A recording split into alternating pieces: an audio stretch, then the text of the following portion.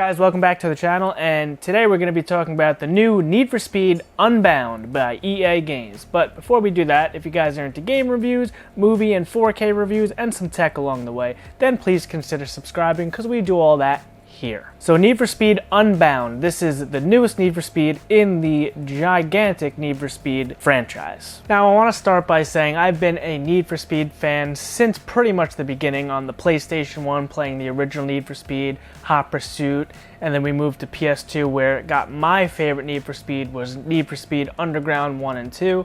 And then even when we moved to the 360 era, Pro Street, they remade Hot Pursuit, Most Wanted. You know, there's just been so many entries in the series, and they've gotten a bit stale over the years. So there's been a 2-year hiatus, and we finally got a new Need for Speed Unbound. Now this game was developed by EA Games alongside with Criterion, and if you know who Criterion is, they did the well-beloved Burnout series.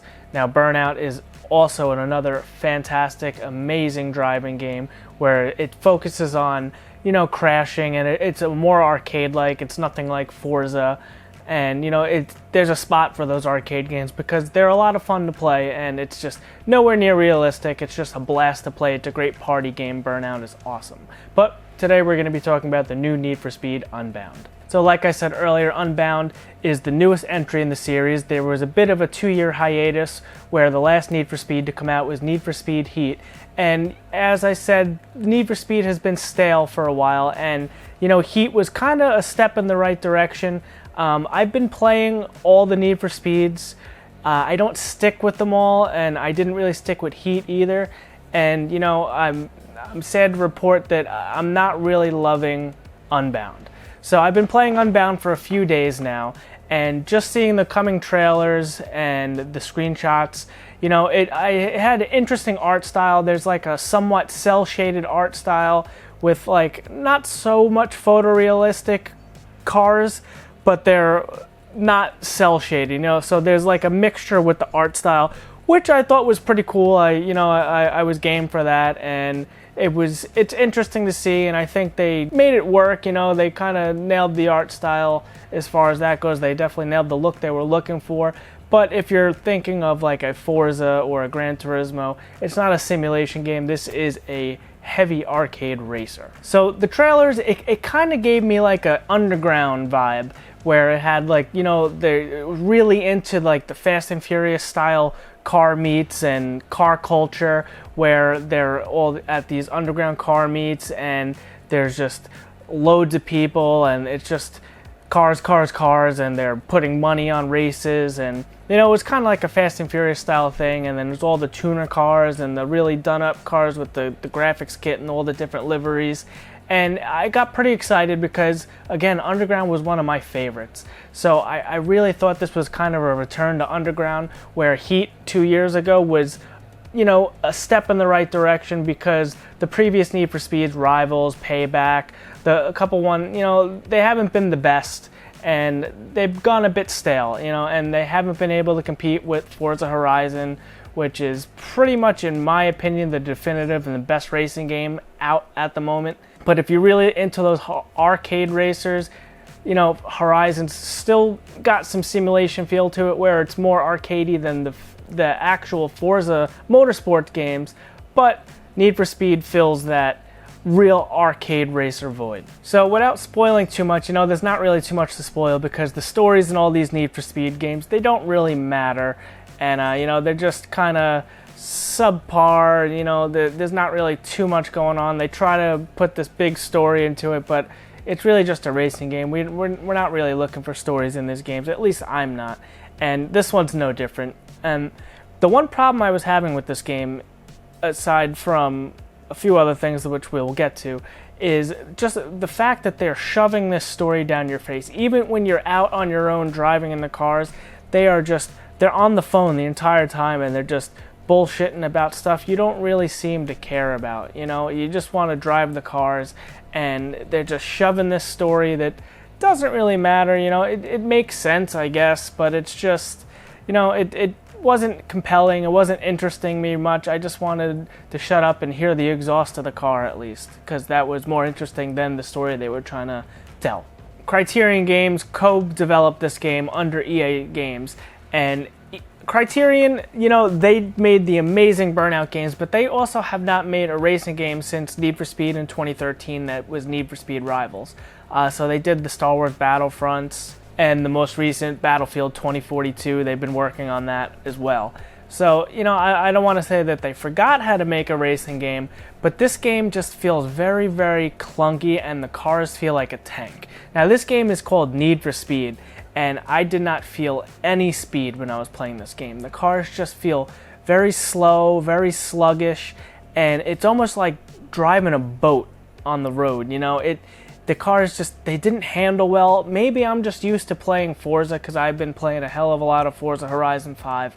Maybe I'm just not used to playing the simulation game and then jumping over to Need for Speed. Because I haven't played a Need for Speed in a while, like I said, I played some of Heat and I just kind of fell off it a bit early. Not that it was a bad game, it just wasn't holding my interest, and I just feel like the Need for Speeds just haven't really been hitting as hard as they used to.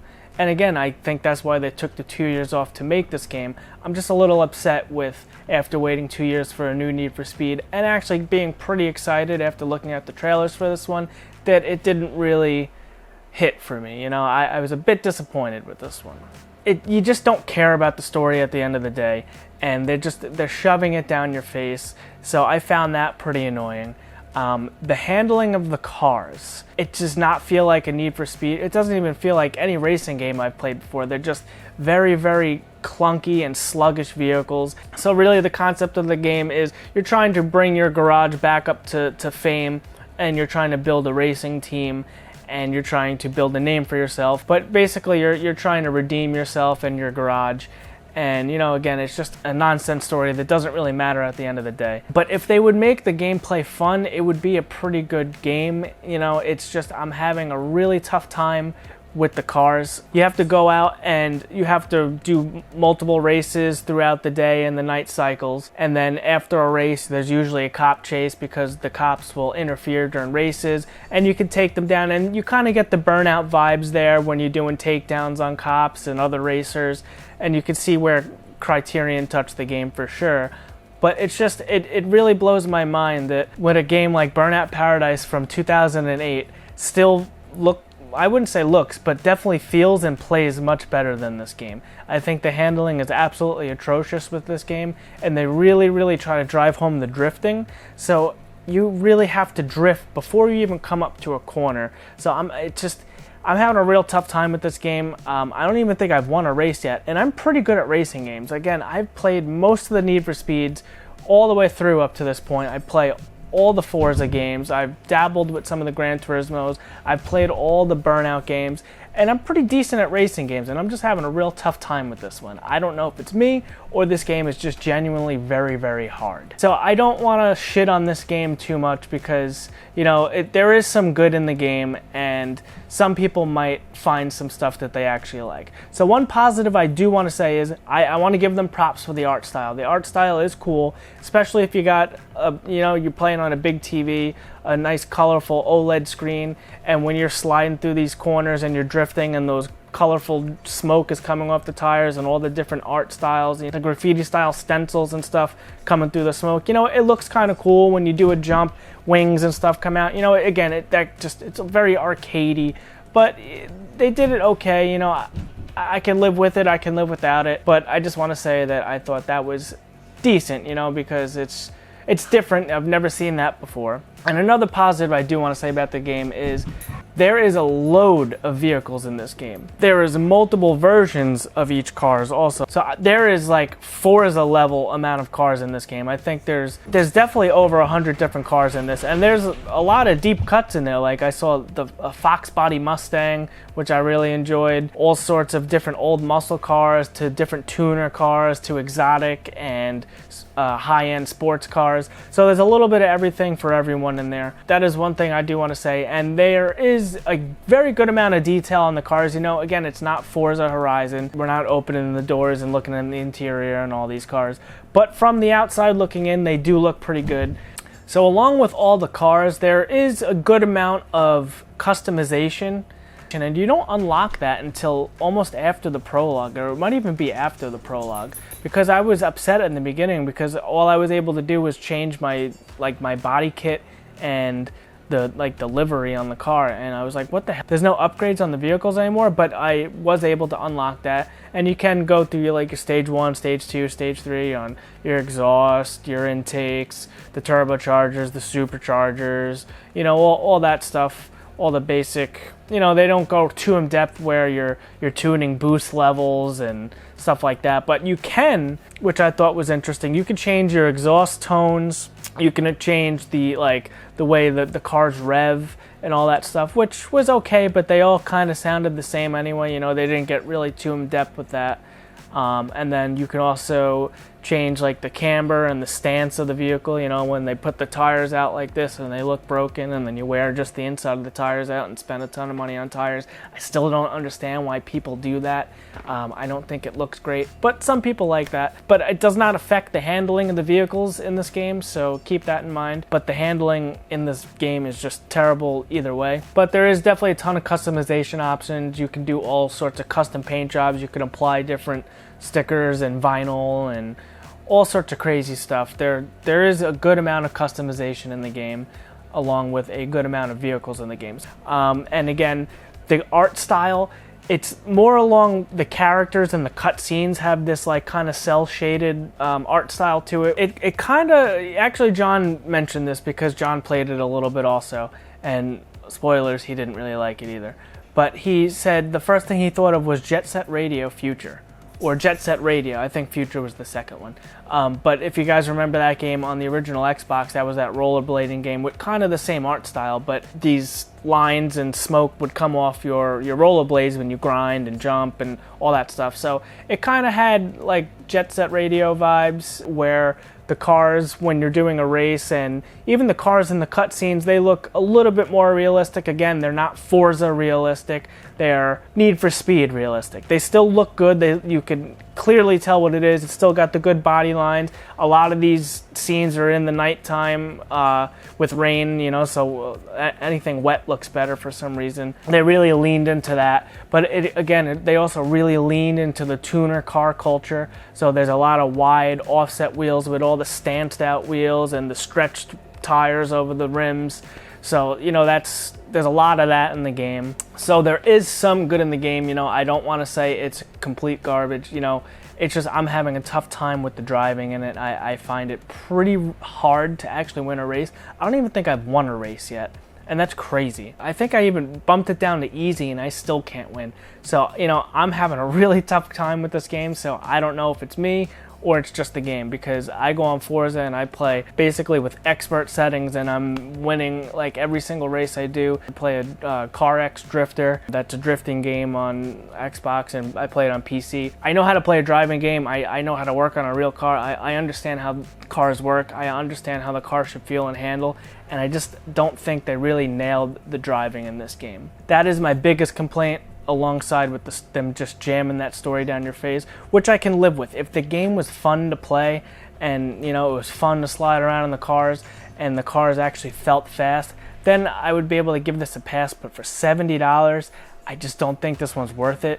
Maybe wait for it to pop on Game Pass, because I think you can get 10% off right now off of EA Play. So maybe if it pops up on Game Pass, give it a download, try it out. Or maybe wait for a sale. Maybe after the holidays it'll go on sale. But I cannot recommend you pick this up for the full $70 price. I think that's way too much money for this game, and I think it's a big disappointment, especially after the 2-year wait. I really feel bad to say that. We spent the $70 on it. We don't get sent these games for review. We paid our money for these, and I want to save you some money, because if you're a big Need for Speed fan, or just a Forza fan, or just a racing fan in general, there's other games out there to play. Wait for this one, don't spend the $70. So overall, I want to say I'm going to give this game a 4 out of 10. I'm pretty disappointed with this one, especially as a long-time Need for Speed fan. A 2-year hiatus, a $70 price point. Not really into it. I'm not really enjoying my time too much with it. And I think I'm being generous with my score, just because, I think some people are really going to hate this game, but, some people might like it. you know, if you stick with it and you somehow find the story interesting, maybe there's a payoff at the end. I don't think I'm gonna see the game all the way through, just because I'm just not having a great time with it. It's really sad to say that, because Need for Speed is an amazing franchise, and I have so many fond memories of past Need for Speeds, and it's just kind of a shame that on these new powerful consoles, and if you're playing on PC, the capabilities of these machines, and then this is what they give us. You know, again, it doesn't look terrible, it's just, it performs terrible in my opinion, but that could just be the game. But what they could have done with these games, especially in that 2 years, a bit of a disappointment in my opinion. But I'm gonna stop rambling. Did you guys pick up this game? How was your experience with it? Are you gonna pick it up? Did I just save you a few dollars? Let's talk anything Need for Speed down in the comments. What is your favorite Need for Speed actually?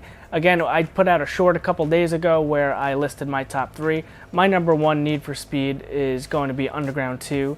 And, you know, that was my favorite Need for Speed. But I really enjoyed Need for Speed Pro Street, which is an unpopular opinion because a lot of people did not like Pro Street, but I really enjoyed Pro Street. Again, let's talk anything Need for Speed down in the comments. If you guys like this video, please consider hitting the like button and subscribing to the channel, because that is one way you can help us out. If you guys still want to pick up this game even after my review, I suggest waiting on it, and don't pay more than like $20, maybe $30 for this game. Like at most, I think 30 is still a bit too high for this one. I could see this coming to Game Pass. All the other Need for Speeds up to this point are on there because of EA Play, so give it a few weeks, maybe a month or two, and I think it'll pop up on there. And you know, I think we gotta vote with our wallets with this one, because this is I don't know, a disappointment to me, maybe not to you. I think we deserved a better Need for Speed game. But I'm gonna stop rambling because I'll keep going, because I'm just a little upset about this one. I've contained my rage for as long as possible. Until next time, guys, have a great day. Hey everyone, thanks for sticking around to the end of the video. It's Friday. That means it's time for our digital code giveaway. And just like in the last few weeks, we're going to be giving away 2 digital codes this week, and you'll have your choice of the digital codes that you see on your screen before you right now. And all you have to do to enter our digital code giveaway is answer one of the 2 questions that I'm about to ask you. Just leave your answers in the comment section below. You come back to Monday's video. I put your names on a magic wheel that will be right behind me. We spin that bad boy twice, and the 2 names it lands on, they get their choice of digital code. But what are this week's digital code giveaway questions? Well, I figured since this is a gaming video, I'd ask you guys a gaming question. What is your favorite gaming franchise of all time? It could be anything from Super Mario Brothers to Halo to Gears of War, whatever you guys want. And then I figured for all the movie fans, what is your favorite genre of film? That could be horror, sci-fi, drama, anything. You can even give us your subgenre, like you're into horror comedies. It doesn't even matter. Whatever your favorite genre of film is, drop that in the comment section below. And again, guys, make sure you come back to Monday's video. We'll spin that magic wheel and we'll pick our 2 winners. And thank you everyone who enters into this digital code giveaway. We really do appreciate it. We just enjoy the comments in the comment section below and just interacting with you guys. It really does just make this feel like a family and a community. It really does mean the world to us, so thank you guys so much. And another thing that really does help the channel out is by you guys liking this video and subscribing to the channel.